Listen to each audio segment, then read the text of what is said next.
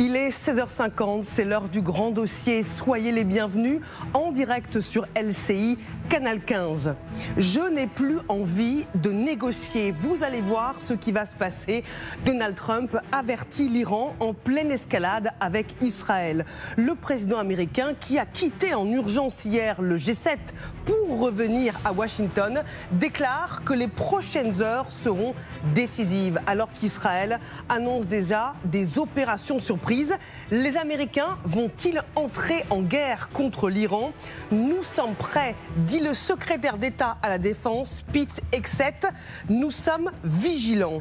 Il faut dire qu'un porte-avions et des avions ravitailleurs américains sont déjà en route pour le Moyen-Orient. Regardez ce tracé rouge sur la carte où Trump positionne son navire et ses hommes. Est-ce une mobilisation avant d'éventuelles frappes? Nous posons la question, carte à l'appui, au général Goya dans un instant.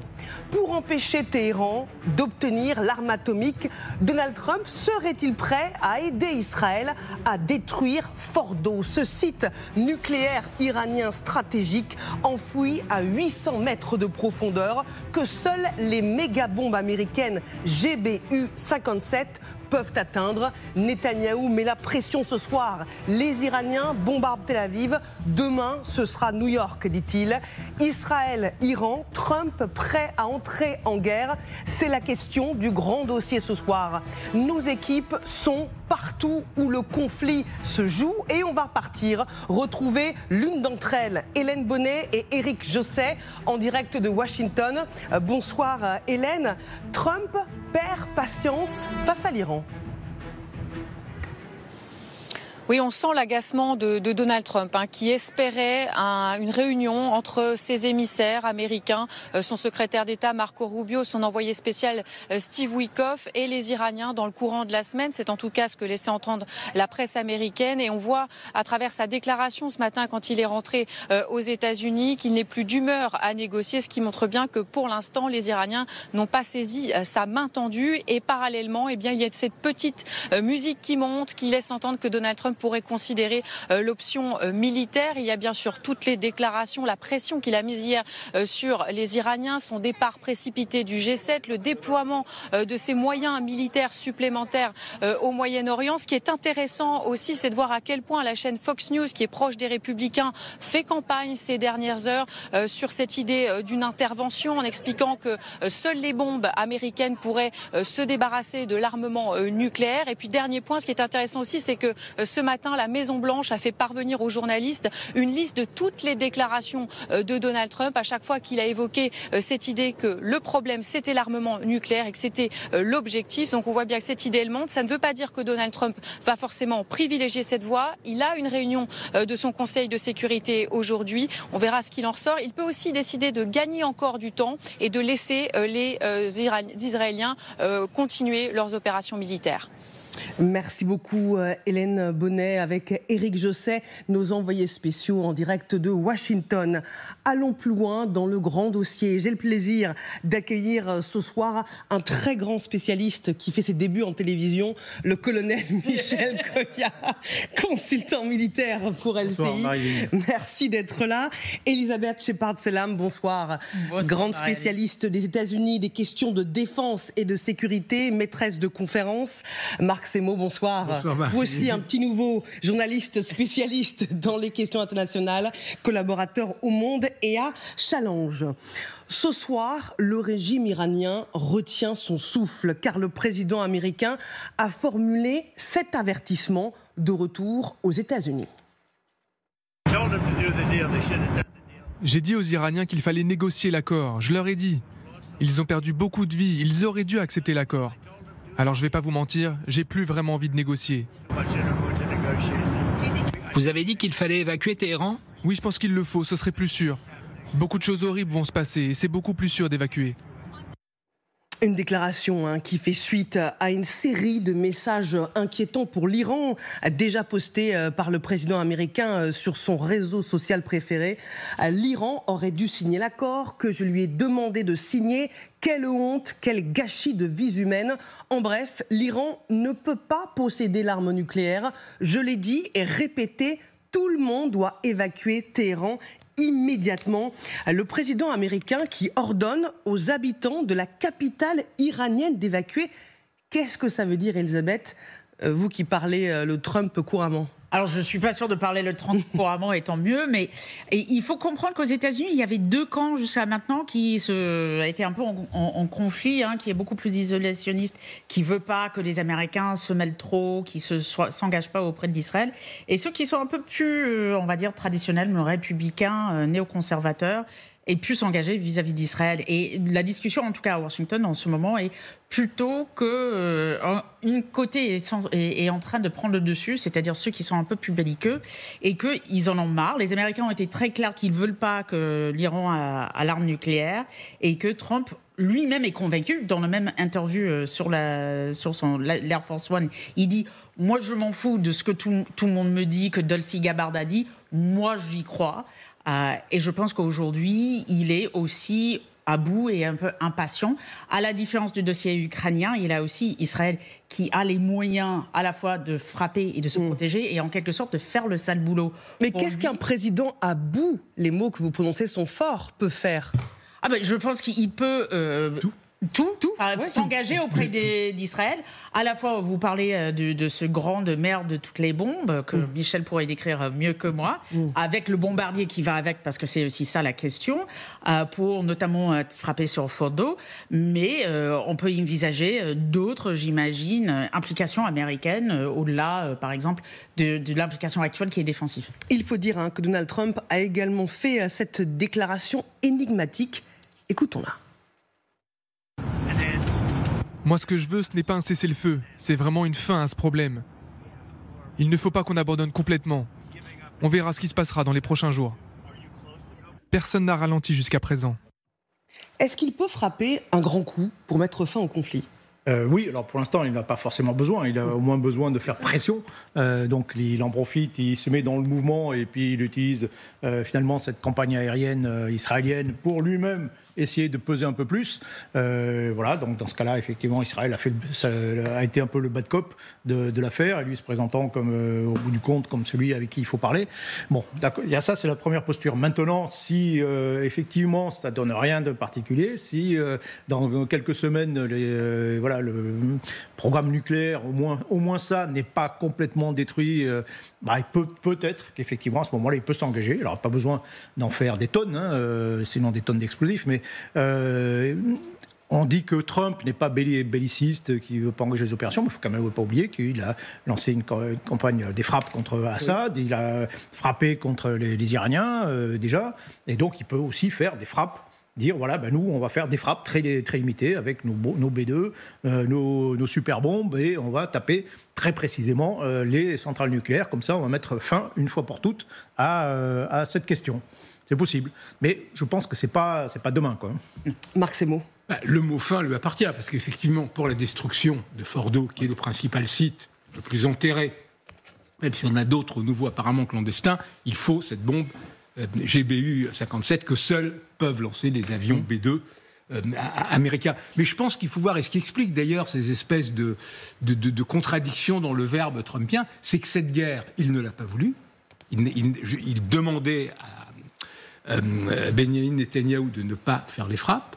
Il n'a pas pu l'empêcher, il a été mis devant le fait accompli. Depuis, il essaye de feindre au moins, d'en être un des acteurs. Mais en même temps, c'est un pragmatique, c'est-à-dire il voit qu'au moins cette première phase de l'offensive israélienne a donné des résultats au-delà même de ce qu'espéraient les Israéliens.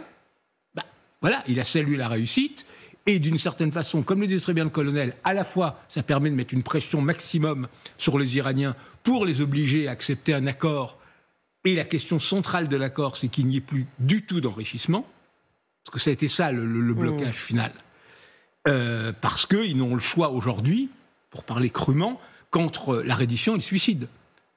Et là-dessus, il va donc continuer à mettre la pression maximum, et effectivement, lui seul peut d'une certaine façon finir le travail, parce que il y a le matériel militaire pour, et comme le disait très bien le colonel, ils n'ont pas hésité face aux Iraniens à frapper à très haut niveau. Ils avaient tué le chef mythique de la force Al-Quds, la force d'élite des gardiens de la Révolution, Qassem Soleimani, en janvier 2020, ce qui était quand même une décision lourde et qu'il avait pris sans hésiter. Ce qui est sûr, c'est que les Américains jouent avec les nerfs du régime des mollahs. Regardez à nouveau ce que dit le secrétaire à l'américain à la défense, Pete Hegseth. Écoutons-le. Nous avons réussi un certain nombre de surprises. Lorsque la poussière retombera, vous verrez des surprises jeudi soir et vendredi qui feront que l'opération dite des beepers semblera presque simple. Alors là, c'est l'ambassadeur d'Israël aux États-Unis qui promet des surprises. On ne sait pas ce que ça veut dire. Et dans ce contexte, regardez justement ce que dit Pete Hegseth, le secrétaire américain à la Défense. Nous sommes vigilants, nous sommes préparés et nous sommes dans la région pour défendre notre population et nos biens. Qu'est-ce que ça veut dire ? Eh bien justement, allons plus loin avec vous, colonel Goya, carte à l'appui. Le président américain, il est déjà en train de positionner ses troupes. Un porte-avions et une vingtaine d'avions ravitailleurs américains sont déjà en route pour le Moyen-Orient. Alors hier, ce porte-avions, l'US Nimitz, il a quitté la mer de Chine méridionale en direction de l'ouest. Il était censé arrimer dans cette zone, donc au large de la Malaisie. Et puis, finalement, il a été décidé de le redéployer en urgence vers, on va le voir sur la carte suivante, ces porte-avions USS Carl Vinson et le destroyer US Thomas Huttner. Pourquoi une telle redirection, tout simplement parce que les États-Unis sont en train de réunir une force de frappe colossale, enfin au moins très importante. Porte-avions Nimitz, c'est le plus ancien des porte-avions au passage américain. Ils en ont 11, donc il y en a déjà 2 qui sont sur place. Là-dessus, ou sur le Carl Vinson, vous avez à peu près entre 50 et 60 chasseurs-bombardiers, dont des F-35 et des F-18, comme celui de Tom Cruise dans Maverick. Ça ressemble un peu à la mission, bien sûr. Donc tout ça, c'est réuni. Il ne faut pas oublier que vous avez au Qatar, vous avez une base aérienne qui a à peu près la même puissance de feu qu'un porte-avions.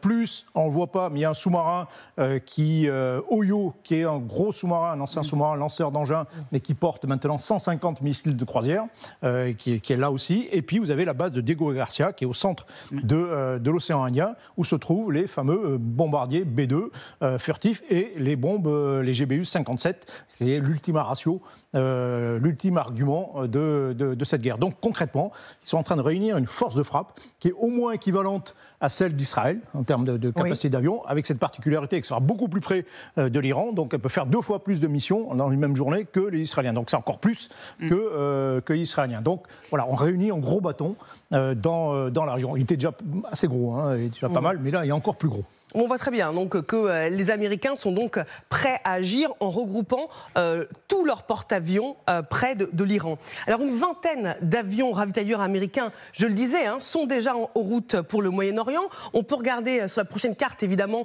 le tracé grâce à Flight Radar.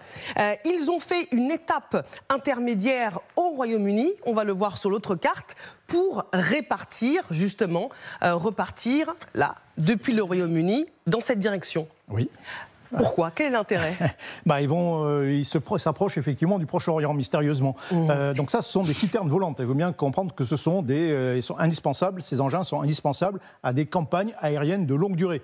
Les Israéliens, ils sont très loin, et quand ils frappent très loin du territoire iranien, ils doivent faire à peu près au moins 3500 km aller-retour. Donc ils ont forcément besoin d'avions ravitailleurs. Ils en ont un certain nombre, mais peut-être pas assez pour faire des opérations de grande ampleur. Et pour notamment, alors ça sert, là on voit un KC-135 par exemple, un ravitaillement. Ça c'est bien parce que, je le rappelle, il y a 2 choses. Soit vous ravitaillez pour aller en Iran et revenir, donc notamment les F-35 qui sont un peu courts sur pattes, même si les Israéliens ont rajouté des réservoirs jetables, mais ils ne peuvent pas faire l'aller-retour sans être ravitaillés. Donc on a besoin pour ça. Ça, c'est le premier emploi. Les autres avions, F-15, F-16, sont assez endurants pour le faire sans forcément ravitaillement de vol. Et puis ensuite, vous avez des missions permanentes. C'est-à-dire que vous pouvez laisser des avions statiques près de l'Iran pour aller frapper des cibles dites sensibles ou fugitives. On repère une personnalité que l'on veut tuer, un général que l'on veut tuer, on le cible, et là, il faut un avion tout de suite. Et donc, l'avion, il est en l'air, mais le temps qui reste en l'air, il faut le ravitailler. Donc, ça sert à ça. Donc, encore une fois, c'est indispensable à un effort de guerre. Alors, 20 c'est beaucoup, Oui.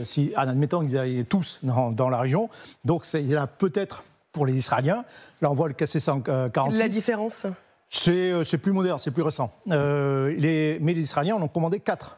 Oui. Donc c'est peut-être simplement la livraison qui est en cours de ces 4 engins qui sont très utiles aux Israéliens, mais le reste peut servir aussi aux Américains. Donc dans tous ces déploiements de force, on a vu tous les avions qui étaient déployés, etc., mais il faut aussi des ravitailleurs, tout simplement. Et ce sont ces ravitailleurs qui arrivent, donc c'est un élément indispensable au fonctionnement de toute cette force de frappe qu'on a vu se réunir. Ah, c'est passionnant, colonel. On va poursuivre ce débat en plateau avec vous, Marc Semo, et puis évidemment avec Elisabeth Shepard-Selam. Là, est-ce qu'on est au-delà de la pression, de la dissuasion, quand on fait ce genre de redéploiement dans la région ? Disons déjà, c'est une pression énorme, et effectivement, on est peut-être au-delà. Alors, toute la question, c'est aussi l'attitude de l'Iran. Bon, si l'Iran décide, comme à un moment ils l'avaient menacé, puisque dans leur rhétorique, les Américains aident activement Israël dans l'offensive, de frapper des bases. Les Américains ont quand même déjà 40 000 hommes plus ou moins disséminés dans la région, de frapper des bases américaines. Ça énervera, surtout s'il y a des victimes, beaucoup. Les États-Unis pourraient donner le prétexte à passer à l'acte. Autrement, voilà, est-ce que les Américains vont attendre un prétexte, une occasion, ne sais pas encore. Il faut en tout cas que le Nimitz arrive, mais quand même, je sais pas, 2-3 jours, non ? Oui. Voilà, mais il serait peut-être parti avant même le début des frappes israéliennes. C'est ça qui est intéressant. Il a reçu le signal de rejoindre le Golfe avant le début de l'opération israélienne. Donc, voilà. Alors que l'opération était quand même coordonnée avec les Américains. Donc, voilà. Les Américains le savaient très bien ce qui allait se passer. On pense que peut-être justement le top chrono a été donné avant même que le monde sache ce qui allait se passer avec Israël. Juste une chose sur les ravitailleurs en vol, pour le coup. Normalement, ils avaient commandé 4. Oui. 2 pour 2026, 2 pour 2028. Oui, alors, avec 4 de plus qui pouvaient venir, sachant qu'ils ont quand même des vieux ravitailleurs en vol Boeing 707, je crois, des Raim. Ils en ont 9 et 2 KC-130. C'est ça. Qui seront de plus petite capacité. Qui sont plus petites, je crois que c'est eux qui volent dans le ciel syrien en ce moment pour aider, pour permettre cette opération, mais effectivement qui, sur la longue durée, si ça continue, il va falloir aussi... Oui, et puis vous ne pouvez pas, dans ces avions, et vous cramez du potentiel aussi. Vous ne pouvez pas les utiliser non-stop, 24 heures sur 24, et ils ont des heures de vol, il faut à un moment donné, il faut les remplacer. Donc oui, il en faut beaucoup. Une campagne aérienne de longue durée égale beaucoup d'avions ravitailleurs. Est-ce qu'on peut déjà considérer que les Américains sont déjà des co-belligérants parce qu'ils sécurisent le ciel pour permettre à Israël de frapper l'Iran ? C'est une notion juridiquement très floue, la notion de co-belligérant. Mais oui, c'est vrai que la question. La réponse américaine, non, parce qu'ils n'aident Israël que à se protéger. Ils l'ont dit et ils l'ont redit.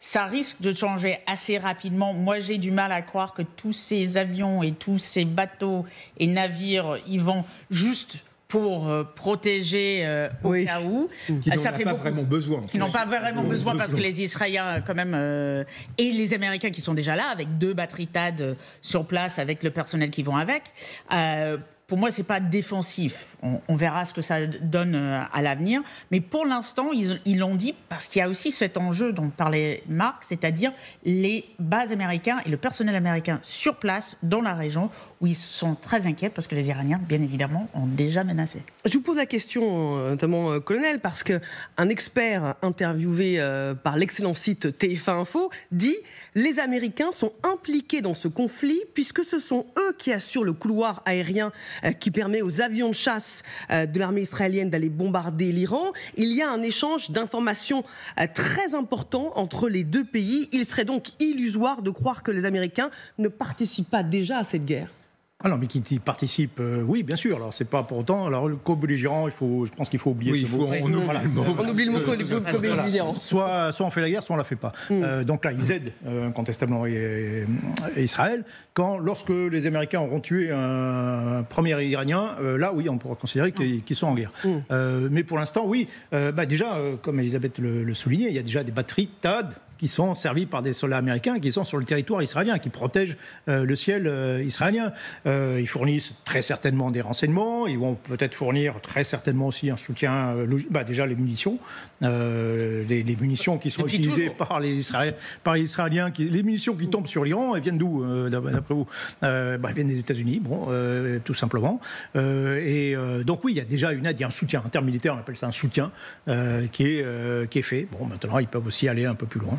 Et puis en ce qui concerne le couloir aérien, ce fameux couloir aérien, en gros, les Israéliens, ils passent par la Syrie, le Kurdistan, puis après, ils arrivent en Iran. Mais en fait, ce couloir, il est complètement ouvert. C'est ça. Et comme le ciel iranien en plus est complètement ouvert pour le moment, donc il n'y a pas forcément besoin des Américains pour assurer la liberté de mouvement. Restez avec nous. Donald Trump serait-il prêt à aider Israël à détruire Fordo, ce site nucléaire iranien stratégique enfoui à 800 mètres de profondeur que seules les méga-bombes américaines, on en parlait, GBU 57, peuvent atteindre? Netanyahou met la pression pour convaincre Donald Trump.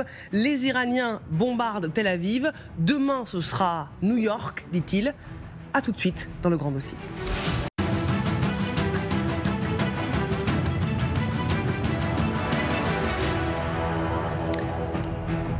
Vous êtes bien devant le grand dossier intitulé ce soir « Israël, Iran, Trump est-il prêt à entrer en guerre ?» Donald Trump est-il prêt à aider Israël à détruire Fordo, ce site nucléaire iranien stratégique enfoui à 80 mètres de profondeur dans les montagnes de l'Iran que seules les méga-bombes américaines GBU 57 peuvent atteindre? Netanyahou met la pression, les Iraniens bombardent Tel Aviv. Demain, ce sera New York, dit-il. Nous vous révélerons les secrets de cette forteresse, images à l'appui, avec le colonel Goya dans un instant. Mais d'abord, les principaux titres de l'actualité. À la une, cette violente attaque russe sur Kiev. Plus de 400 drones et une trentaine de missiles ont visé la capitale ukrainienne la nuit dernière. Il y a au moins 10 morts à l'heure où nous parlons. Sur le front des retraites, le conclave engagé par François Bayrou s'achève aujourd'hui alors que des points de blocage demeurent entre les partenaires sociaux, notamment sur la pénibilité et la question du fameux âge pivot. En justice, plus de 8 ans après les révélations sur les emplois fictifs de son épouse Pénélope, François Fillon a été condamné à 4 ans de prison avec sursis, 375 000 € d'amende et 5 ans d'inéligibilité par la Cour d'appel de Paris. Une semaine après le drame de Nogent qui a coûté la vie à une surveillante tuée devant son collège, on apprend aujourd'hui qu'un enfant de 7 ans seulement, est allé à l'école avec un couteau caché sous ses vêtements. Il voulait, semble-t-il, se venger d'un camarade. Il n'est pas passé à l'acte. Il a été conduit au commissariat avant d'être remis à ses parents. Voilà pour l'essentiel de l'actualité à 17h20.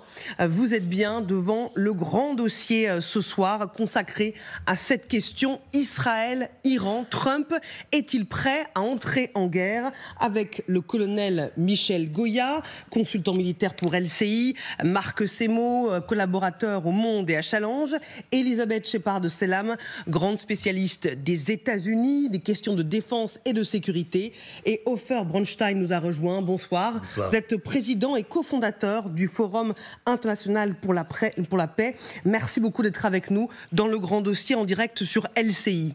Je vous le disais, Donald Trump serait-il prêt à aider Israël à détruire Fordo, ce site nucléaire ultra secret en Iran, enfoui bien en profondeur dans les montagnes iraniennes que seules les méga-bombes américaines GBU 57 peuvent anéantir? Le président américain est-il prêt à tout pour empêcher Téhéran d'obtenir l'arme atomique? C'est ce que nous allons voir, mais on va d'abord partir sur le terrain du conflit. Vous le savez, nos équipes sont partout où le conflit se joue dans la région, et on va retrouver tout de suite Claire Cambier avec Vincent Wartner. Bonsoir Claire. Israël et Iran se rendent frappe pour frappe, quoi qu'il en coûte pour les civils. Oui, exactement. Il y a un peu moins d'une heure, il y a eu une nouvelle salve de roquettes ici en Israël et notamment à Tel Aviv, la 4e depuis minuit. On a vu tous les habitants courir aux abris, nous y compris. Alors cette fois, les missiles ont été interceptés ou sont tombés dans des zones non habitées. Mais regardez autour de nous, ici, c'est une frappe iranienne qui est survenue hier à 3h du matin. Les habitants avec qui on a pu discuter, évidemment, nous ont dit avoir eu très peur. Le souffle de la frappe a vraiment détruit les bâtiments alentours. On a discuté avec un homme âgé qui a vécu ici toute sa vie et il nous disait je n'ai jamais vu ça. Les roquettes, on connaît, on est habitué, mais on n'avait jamais subi de missiles balistiques et des frappes de cette ampleur. On compte actuellement 24 morts, plus de 600 blessés. Il y a 2000 personnes qui ont dû être relogées. Bilan qui est catastrophique aussi, un côté iranien, avec plus de 240 morts selon les autorités. Merci beaucoup Claire Cambier pour ces remontées de terrain avec Vincent Wartner en direct de Tel Aviv ce soir. C'est un objectif que Trump et Netanyahou partagent, empêcher à tout prix Téhéran d'obtenir l'arme atomique. Donald Trump l'a encore répété aujourd'hui. N'oubliez pas, l'Iran ne doit pas avoir d'armes nucléaires. C'est très simple, pas besoin de réfléchir, ils ne doivent pas avoir d'armes nucléaires. Et dans ce débat, permettez-moi d'accueillir également Sophia Amara. Bonsoir, vous êtes journaliste et grand reporter, spécialiste du Moyen-Orient. Merci d'être avec nous dans le grand dossier.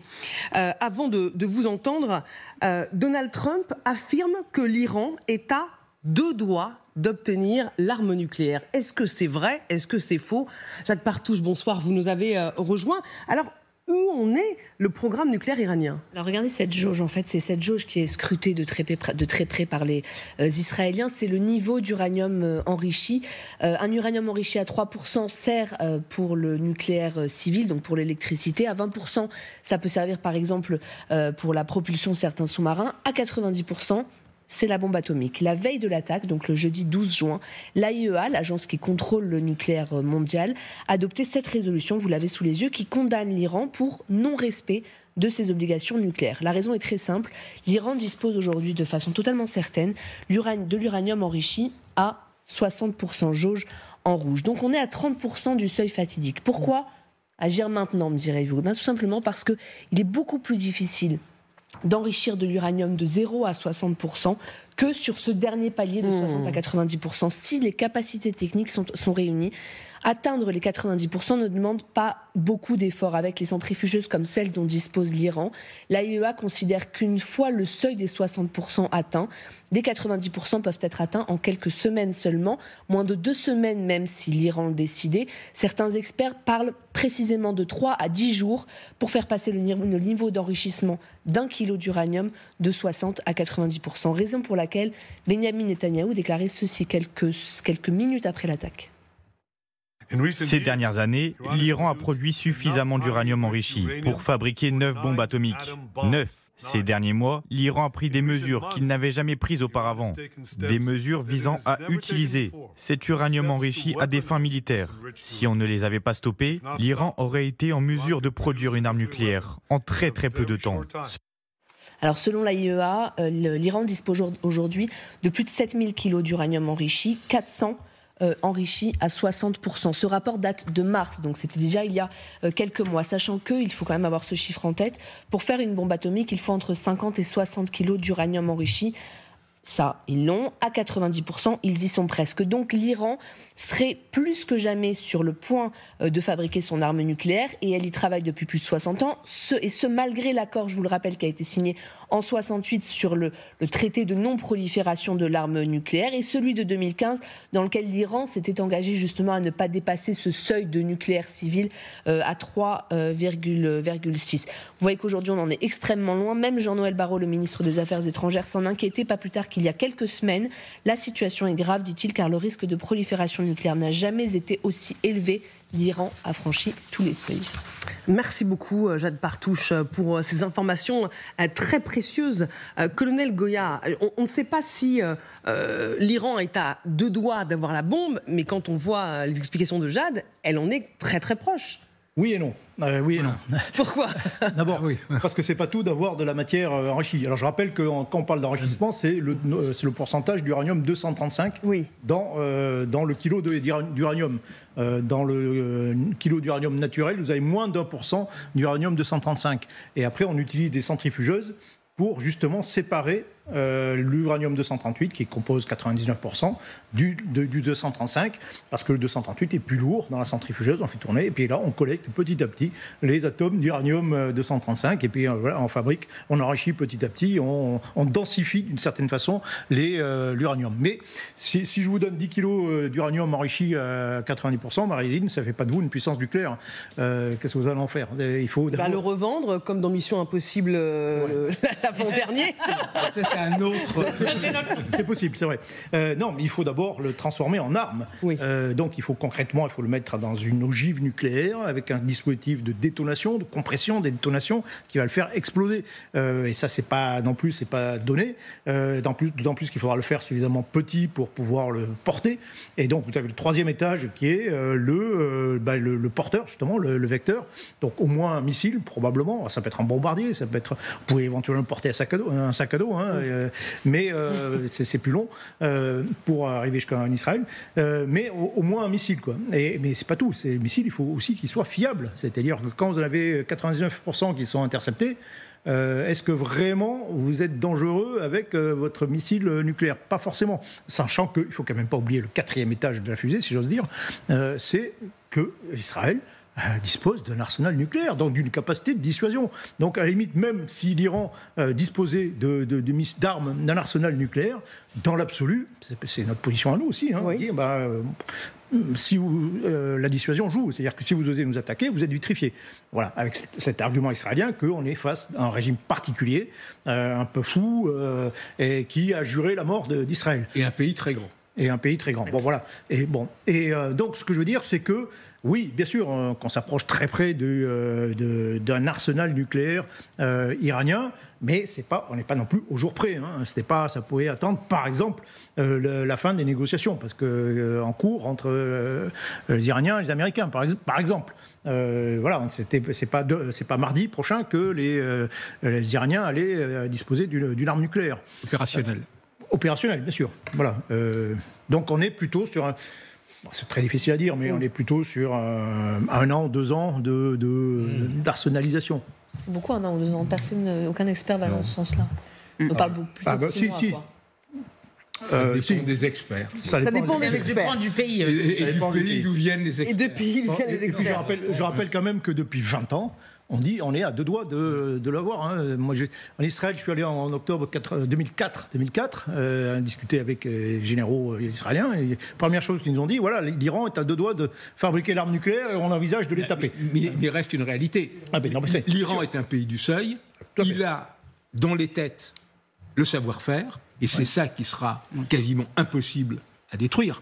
Parce que, voilà, c'est dans les têtes, c'est dans les mémoires des ordinateurs. Ensuite, vous pouvez détruire beaucoup de matériel. Si vous cassez l'infrastructure... Vous pouvez le reconstituer. Donc, l'Iran est un pays du seuil. Alors, c'est ça qui change. Ça, c'est sûr. Si je peux me permettre, avec vous, Elisabeth, parce que ça vient de tomber, J.D. Vance annonce que Donald Trump serait prêt à prendre des mesures supplémentaires pour mettre fin à l'enrichissement iranien. Qu'est-ce que ça veut dire? Quelles mesures Moi, je dois avouer, on a dépassé le stade. On parlait des négociations. Il faut savoir que la date limite a été jeudi, les 60 jours qu'avait donné Trump. Qu'aux États-Unis, on avait parlé beaucoup à Washington du fait que c'était pas... on va dire, c'était pas en bon chemin. Donc, quand on dit après, tu as des mesures supplémentaires, je pense que ça va être plutôt des mesures militaires. Alors, ça ne veut pas forcément dire frapper tout de suite. Comme disait le colonel Goya, il y a d'autres choses qu'on peut faire avant d'engager des troupes américaines. Mais encore une fois, il y a quand même un certain nombre de troupes qui sont en route pour le Moyen-Orient. Ofer Bornstein, vous qui êtes président et cofondateur du Forum international pour la paix, je voulais réagir à la chronique de Jade sur le nucléaire iranien. Vous savez, moi je pense que, et je suis encore quelqu'un qui milite pour la paix, moi je pense que c'est pas seulement parce que l'Iran est au bord du nucléaire qu'il fallait à un moment donné arrêter le régime des mollahs. Regardez ce qui se passe chez les femmes, regardez ce qui se passe chez les opposants, regardez combien de personnes ont été tuées ces dernières années pondues. les femmes sont des citoyennes de deuxième ordre. Moi, ce qui m'interpelle dans ces guerres, c'est que c'est toujours des guerres d'hommes. Je ne vois pas des femmes aussi belliqueuses que les hommes. Et je pense qu'on ne laisse pas les femmes dire leur voix. Moi, ce qui est arrivé en Margaret Thatcher par le passé, la guerre des Malouines, Golda Meir. Voilà, on va faire une petite liste si vous souhaitez. Excusez-moi, non. Vous allez me donner 4 noms et moi je vais vous donner 400. Entre 4 femmes. Parce qu'il y a plus d'hommes au pouvoir, tout simplement. Voilà. Ça, c'est autre chose. Mais c'est autre chose. Mais permettez-moi de dire, par nature, les femmes moi je m'en veux encore, en tant qu'occidental, de ce qu'on a fait en Afghanistan. On a abandonné les femmes à leur sort. Maintenant, contre à l'enrichissement, oui, il faut arrêter l'Iran. Et quand on dit qu'Israël, vous savez que je dirais un mot, il ne faut pas oublier ce qui se passe à Gaza. On continue à massacrer à Gaza. Il y a des otages à Gaza qu'il faut libérer. Il y a une organisation qui s'appelle Hamas, bien que très très très faible et affaiblie, mais qui continue à faire des dégâts. Donc il ne faut pas oublier que on doit aussi s'occuper de l'arrêt de la guerre à Gaza. Juste pour rajouter, quand on parle du fait qu'Iran, et M. Brandstein a raison, a fait du mal à son propre pays, quand on parle du Hamas, quand on parle du Hezbollah, il ne faut pas oublier aussi que l'Iran est aussi la tête du serpent derrière ces organisations. C'est exactement ce que je voulais dire. Quand on dit qu'Israël n'a pas le droit parce que c'est un pays, etc. Non, le 7 octobre, c'est aussi les Iraniens. Le Hamas a été toujours entretenu, soutenu, armé par les Iraniens. Le Hezbollah au Liban, c'est 2 organisations qui sont considérées comme terroristes. Le Hezbollah a tué plus que 250 soldats français il y a plusieurs années. Donc l'Iran a bombardé le centre culturel juif en Argentine il y a quelques années. Donc l'Iran n'est pas un pays de peace and love. Ce régime est un régime dangereux pour sa population, dangereux pour le monde et certainement dangereux pour la région. Mais moi, par contre, je ne veux pas voir un Donald Trump rentrer en guerre. Moi, je veux voir un Donald Trump rentrer en paix. Je pense qu'à un moment donné, les Iraniens, qui ne sont pas bêtes, il ne faut pas les négliger, la civilisation iranienne est merveilleuse, ils vont comprendre qu'à un moment donné, ils vont trop loin. Je crois qu'ils vont reprendre les négociations et accepter les limites de l'enrichissement, ne pas aller jusqu'à l'arme nucléaire, mais en échange, ça peut nous régler aussi le problème israélo-palestinien, puisque les Iraniens disent que tout ce qu'ils font, c'est pour la cause palestinienne, puisqu'ils représentent, eux, les malheureux du monde entier. On n'est pas obligé de les croire. Non, d'accord, justement, mais prenons-les au mot. Si ce que voulait faire le président Macron aujourd'hui même à New York, et ça a été repoussé, si on reconnaît un État palestinien contre un arrêt des hostilités avec les Iraniens, et pour une normalisation, pourquoi pas? On a le droit de rêver une normalisation entre Israël et l'Iran. Moi, je veux vous rappeler que... Vous êtes optimiste, face à un pays qui dit qu'il veut détruire Israël. Je ne fais que citer le régime de Mollah. C'est un régime qui dit qu'il veut détruire Israël. C'est vrai. Oui, le régime, j'ai bien dit le régime, je n'ai pas dit les Iraniens. Vous savez le nombre d'Iraniens en Iran qui soutiennent Israël.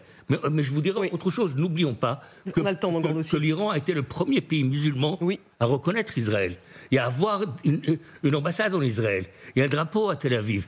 Et Tel Aviv avait un drapeau à Téhéran. Alors, on va poursuivre ce débat. Est-ce qu'on peut revenir justement à cette époque-là? Sophia Amara, qui est encore connectée avec nous, est-ce que la peur que l'Iran obtienne la bombe atomique est une peur légitime, ou est-ce que c'est un argument brandi par Trump pour passer à l'action ensuite? Bien sûr que c'est un argument légitime, mais rien n'est fait dans cette guerre pour atteindre cet objectif, puisque pour y arriver, il faudrait utiliser les fameuses méga-bombes américaines qui, pour l'instant, ne sont pas entrées en action. Ce qui se passe aujourd'hui, c'est qu'on voit une armée israélienne qui bombarde non seulement les sites nucléaires et les sites militaires, mais également d'autres sites qui n'auraient pas dû entrer dans la ligne de mire des Israéliens. Concernant ce que vous disiez, M. Ofer, concernant la paix avec les Iraniens, ce n'est pas l'Iran le premier pays musulman qui a reconnu l'État d'Israël, c'est le Parti communiste palestinien à l'époque. Et faire la paix avec le nouveau régime, ça sera évidemment bien, mais ce qui se passe, c'est que le problème, il est central, c'est la question palestinienne pour eux. Et ça, par contre, ça n'est pas réglé, ça n'en prend pas le chemin. Sophia Amara, vous restez avec nous justement pour empêcher à tout prix l'Iran d'obtenir la bombe atomique. Est-ce que Trump pourrait aider Israël à détruire Fordo, qui est ce site nucléaire ultra stratégique, ultra secret, enfoui dans les montagnes d'Iran, que seules les mégabombes GBU-57 peuvent atteindre? Eh bien, allons plus loin avec vous, colonel Goya. Images satellites à l'appui. Il faut savoir que le site de Fordo a été construit dans le plus grand secret il y a 23 ans. Téhéran avait accepté de transformer Fordo en un centre de recherche à visée civile, mais on l'a vu, le retrait américain de l'accord de 2015 a changé la donne. Alors, il faut dire que ce site, il est donc très difficile à atteindre parce qu'il est enfoui dans les montagnes à 160 km au sud de Téhéran.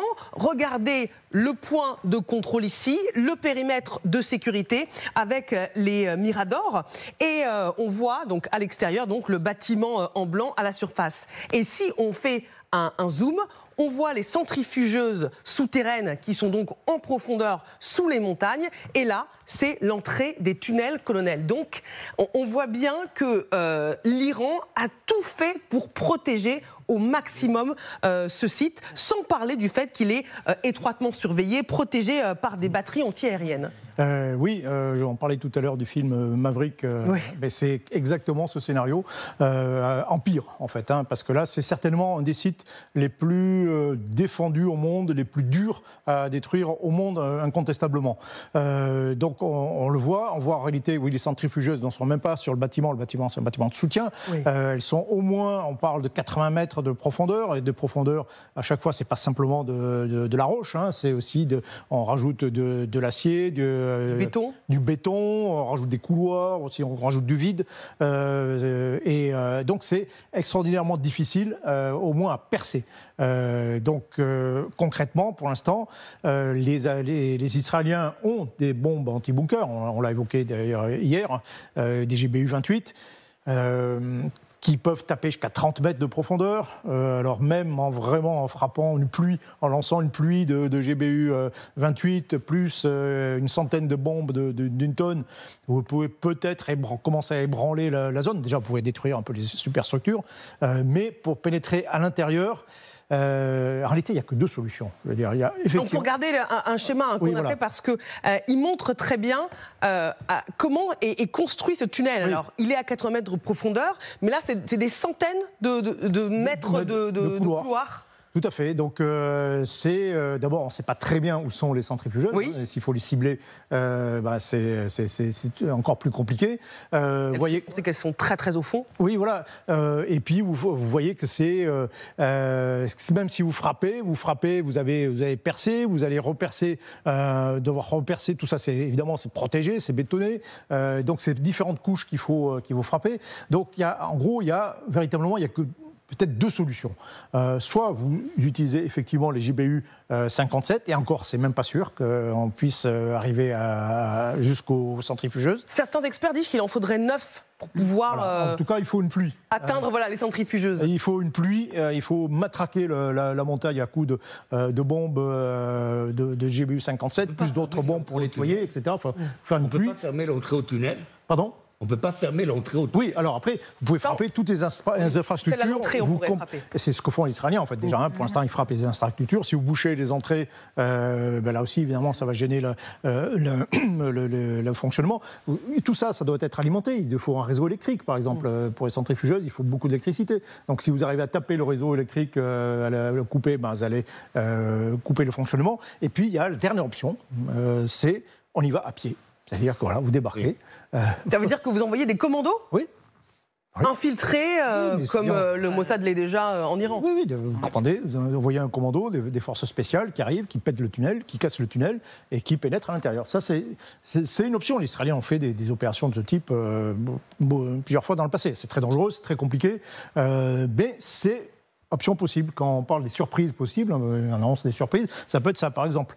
Mais au bout du compte, peut-être qu'en frappant massivement des pluies, ça suffira à endommager, tout ça c'est assez sophistiqué, c'est assez complexe quand même, à endommager suffisamment le site pour le neutraliser, sinon le détruire, au moins le neutraliser et le rendre inopérant pendant des années.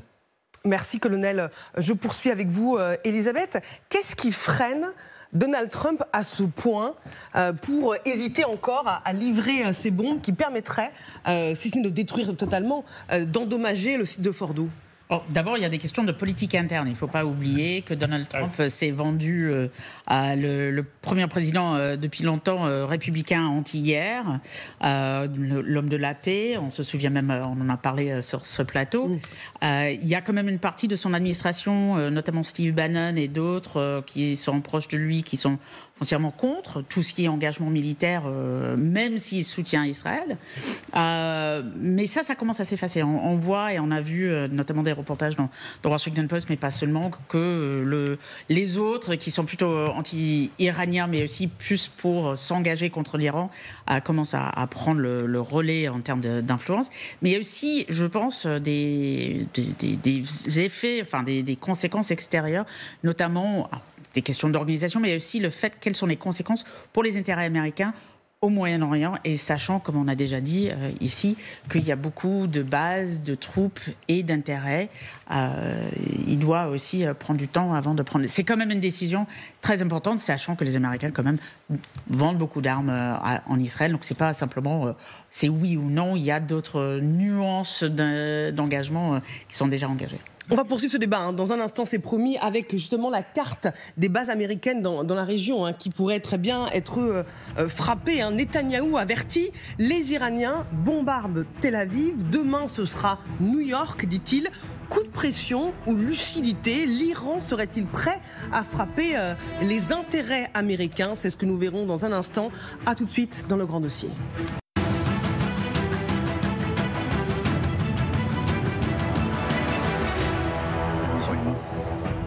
Vous êtes bien sur LCI, Canal 15, devant le grand dossier consacré ce soir à cette question. Israël, Iran, Trump est-il prêt à entrer en guerre? L'entrée en guerre des Américains contre l'Iran, c'est ce que cherche à obtenir à tout prix Netanyahou. Écoutez ses arguments pour convaincre le président américain. Tel Aviv, tomorrow it's New York. Aujourd'hui, c'est Tel Aviv, demain, ça sera New York. Je comprends l'idée de l'Amérique d'abord, mais pas l'idée de l'Amérique morte. C'est ce que veulent ces gens, ils scandent « mort à l'Amérique ». Nous agissons donc au service de l'humanité. C'est une bataille du bien contre le mal. Netanyahou avertit, les Iraniens bombardent Tel Aviv, demain, ce sera New York. Est-ce que c'est un coup de pression ou une lucidité? Pas pour les bombardements pour New York. Il veut faire peur. Mais sur l'attaque... C'est basé sur rien du tout. Et c'est basé sur rien du tout. Je ne vois pas les Iraniens, même s'ils ont une bombe atomique, arriver à New York. Ici. Et encore une fois, ce que monsieur le général a dit, il ne faut pas... Monsieur le colonel, excusez-moi. Pour moi, vous êtes général. Bon, si vous voulez. Et ce que monsieur le colonel dit est vrai. Celui qui utilise la bombe atomique, il va en prendre 10 sur lui. Est-ce que le régime iranien est suicidaire? Je ne le crois pas. Donc, mais la question ne se pose pas parce qu'ils n'auront pas l'arme atomique. Et encore une chose par rapport à la bombe qui peut percer des dizaines de mètres de tunnel, les Américains ne peuvent pas la donner à Israël parce qu'il faut la transporter. Et il n'y a que les Américains qui peuvent la transporter. Les Israéliens ne peuvent pas la transporter. Mais je ne crois pas qu'on en arrivera là. Je crois que dans les prochains jours, on verra petit à petit le régime s'affaiblir. Il y a des rumeurs qui disent depuis quelques jours qu'ils lancent des messages à certains pays arabes pour leur dire on est prêt à reprendre les négociations. À mon avis, je voudrais rappeler quelque chose. Quand on parlait de la position des pays arabes, l'Iran n'est pas un pays arabe. L'Iran est un pays musulman, n'est pas un pays arabe. L'Iran est un pays chiite, alors que la plupart des pays arabes sont des sunnites. Donc il y a une guerre très importante qui a toujours existé entre les chiites et les sunnites, et entre l'Iran, la Perse et les pays arabes. Donc je ne vois pas les pays arabes soutenir l'Iran. Je crois qu'ils sont très contents de voir les Iraniens, le régime iranien s'affaiblir. Je crois qu'il va s'affaiblir encore un peu et on reviendra aux négociations. Et je dis encore, peut-être ça ouvrira la porte à une normalisation entre Israël et l'Iran. Ce sera un game changer contre la déclaration, la reconnaissance de l'État palestinien. Alors regardons ensemble les bases américaines dans la région, colonel Goya. Ce sont autant d'intérêts américains qui pourraient être visés potentiellement par l'Iran. Oui, alors c'est des bases de plus ou moins grande importance. Attention, il y a dont certaines qui font partie intégrale en Turquie, notamment Izmir de l'OTAN, qui sont dans la structure OTAN. Mais oui, donc il y a une présence qui est quand même évidemment très forte. Toutes ces bases, il y a des petites aussi en Syrie. On pourrait en rajouter, effectivement. Il y a encore une présence américaine en Syrie, à l'est. La plus grande est au Qatar, n'est-ce pas ? Oui, c'est la base de Doha. Il y a 10 000 Américains à Doha, dans la base Al-Udeid, qui est au Qatar, donc. Ces bases, oui, bien sûr, mais elles peuvent être attaquées. Alors, elles peuvent être attaquées, là aussi. D'abord, pourquoi alors, le scénario qui pourrait être, ça pourrait être le suivant, c'est de dire, voilà, l'Iran ne peut pas faire grand-chose contre Israël, mais peut obliger d'autres acteurs à faire pression sur Israël. Et donc, alors, soit par la menace d'attaque directe, soit par la menace sur le blocage du détroit d'Ormuz, etc. En disant, voilà, on brandit la menace et disant, attention, dites aux Israéliens d'arrêter, sinon on casse tout. Quoi. Refaire des tirs sur, par exemple, l'Aramco en Arabie Saoudite, oui, bien sûr, ça avait été fait maintenant, ils le feront pas. Maintenant, c'est quand même assez audacieux. C'est-à-dire qu'ils ont déjà du mal avec Israël. Donc, s'il faut en plus se rajouter les Américains en faire entrer, parce que là, pour le coup, si une base américaine est attaquée par l'Iran, alors là, c'est terminé. Je veux dire, c'est l'autoroute des Américains. Et ils l'ont dit. Mais il y a quand même chose, il ne faut pas oublier, et je le dis parce que notre président a un peu insinué, mais monsieur Ofer parlait de l'AMIA à Buenos Aires à l'époque, qui a été détruit par des terroristes soutenus par l'Iran. Ils ont aussi une capacité éventuelle de tuer des Israéliens ou en tout cas d'attaquer des intérêts israéliens et juifs dans le monde entier. On le sait, c'est aussi pour ça que notre propre président a dit qu'il faut faire attention dans ce contexte des institutions en France. Et là-dessus, ils l'ont quand même beaucoup moins qu'avant. Oui. Ils l'ont moins qu'avant, mais on ne sait jamais. C'est ça le problème aussi. Mais la vraie question, à propos du bombardement de New York, c'est évident que ce n'est pas du tout à l'ordre du jour, etc.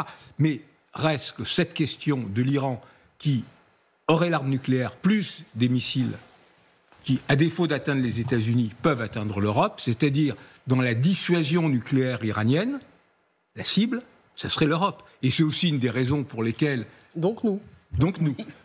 Emmanuel Macron a raison, a dit nous ne pouvons pas vivre dans un monde avec un Iran qui aurait la bombe atomique. Et ça explique aussi pourquoi les Européens, qui étaient quand même très critiques vis-à-vis des Israéliens par rapport à ce qui se passe à Gaza, cette guerre sans fin, à la tragédie humanitaire, etc., ont finalement, très vite, on dit...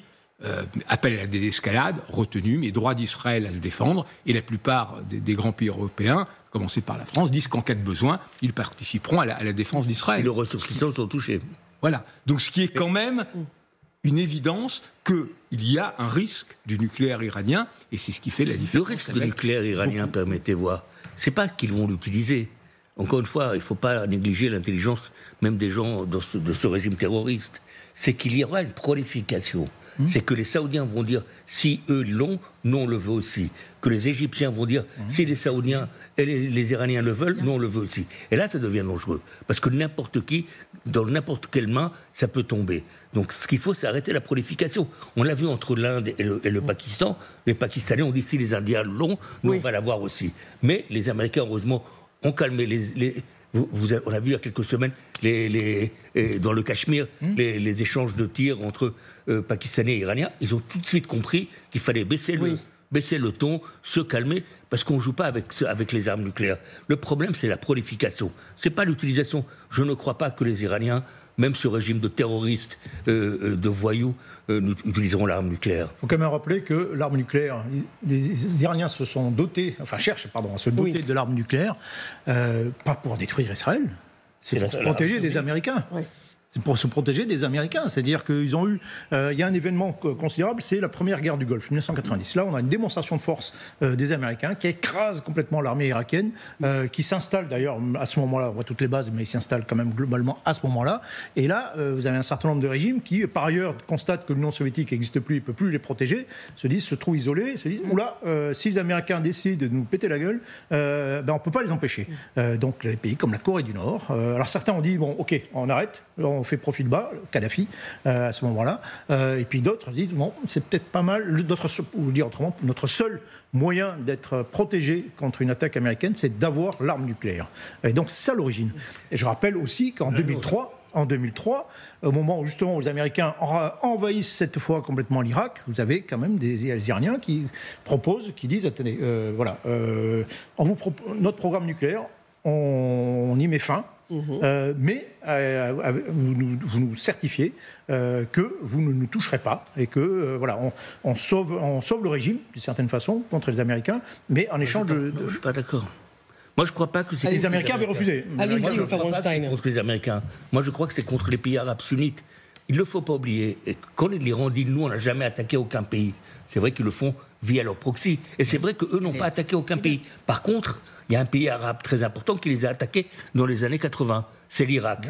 Et il y a eu une guerre entre l'Iran et l'Irak qui a fait plus d'1 million de morts. Et c'est la résultante de cette guerre-là, où l'Iran a été attaqué par l'Irak, qui fait que les Iraniens ont décidé de commencer à développer l'arme nucléaire. Donc moi je pense que les Iraniens utilisent les sionistes et Israël et les Palestiniens comme prétexte, mais ce qu'ils veulent, eux, c'est empêcher les pays arabes et sunnites de les toucher. Je précise, si vous venez de nous rejoindre dans le grand dossier, que Donald Trump vient de publier ce message sur Truth Social, son réseau social préféré. Nous avons désormais le contrôle total du ciel iranien. L'Iran disposait de bons traceurs de ciel et d'autres équipements défensifs, et il y en avait beaucoup, mais ils ne sont pas comparables aux choses fabriquées, conçues, produites par les Américains. Personne ne fait mieux que les bons vieux États-Unis. Voilà, c'est dit. Voilà pour l'avertissement. Merci d'avoir participé à ce grand dossier.